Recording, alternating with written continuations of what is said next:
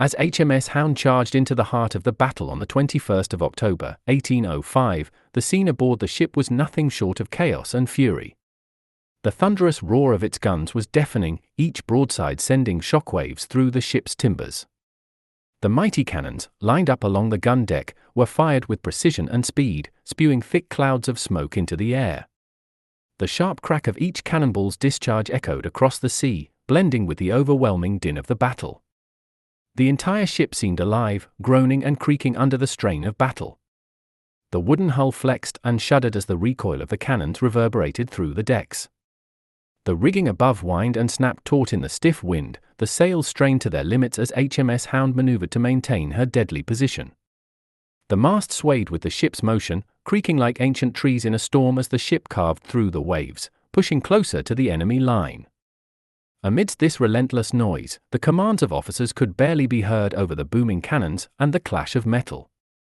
Rear Admiral Sir Thomas Sturley, standing tall on the quarterdeck, his voice hoarse from shouting orders, gripped the railing as the ship trembled beneath him. He could feel each cannon blast in his bones, and the acrid stench of gunpowder filled the air, burning the throat and lungs of every man aboard. The French and Spanish ships loomed ahead, their own cannons firing in desperate response.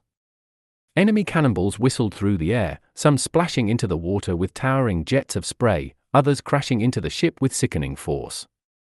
When they struck, the impact splintered wooden beams like matchsticks, sending shards of wood flying across the deck. The cries of wounded men mixed with the unrelenting sounds of battle, and the blood of sailors stained the worn planks of the gun deck. Below deck, the noise was even more suffocating. The gunners worked in a fevered rhythm, their muscles straining as they loaded, fired, and swabbed the guns with machine-like precision. Sweat poured down their faces, mixing with the grime of battle. The cannon spat fire and smoke, the blast so intense it felt like the ship itself might split apart. The deck beneath their feet quaked with each barrage, the groaning timbers creaking in protest with every shot fired. Above deck, the scene was one of organized chaos. Men scrambled to adjust the rigging, heedless of the cannon fire tearing through the sails above them. The wind howled through the torn canvas, adding to the cacophony as HMS Hound sliced through the turbulent sea, her course unwavering. The once proud ships of the enemy fleet, towering and majestic, were now riddled with holes and engulfed in flames, their masts splintered and rigging shredded by the British onslaught. The battle was fierce and unforgiving.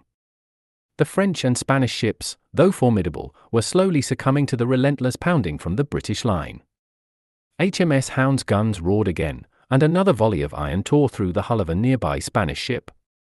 The enemy ship's mainmast groaned under the weight of the damage, tilting ominously before finally crashing down into the sea with a splintering roar. The cheers of HMS Hound's crew rang out for just a moment, before being swallowed again by the all-consuming sounds of war. The ship rocked violently as it absorbed return fire. Sir Thomas Sturley held firm as the spray of seawater and the sharp scent of burning wood filled the air around him.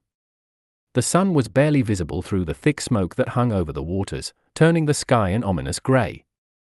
Cannons continued to roar like thunder, while the sea beneath them churned with debris, shattered wood, broken masts, and the lifeless bodies of those lost in the fray. As HMS Hound cut deeper into the enemy line, the relentless noise and chaos seemed to reach a crescendo. The ship's timbers creaked louder, the rigging groaned under the strain, and the roar of the guns never ceased.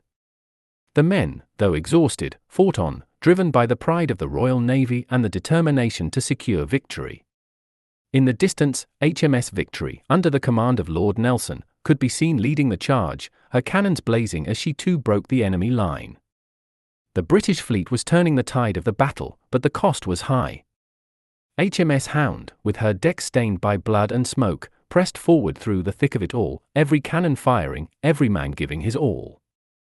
The thunderous roar of the guns, the groaning and cracking of the ship's hull, and the cries of battle became the soundtrack to a day that would go down in history as the moment the British Royal Navy cemented its dominance at sea, and HMS Hound, under Sir Thomas Sturley's command, was right there in the heart of it.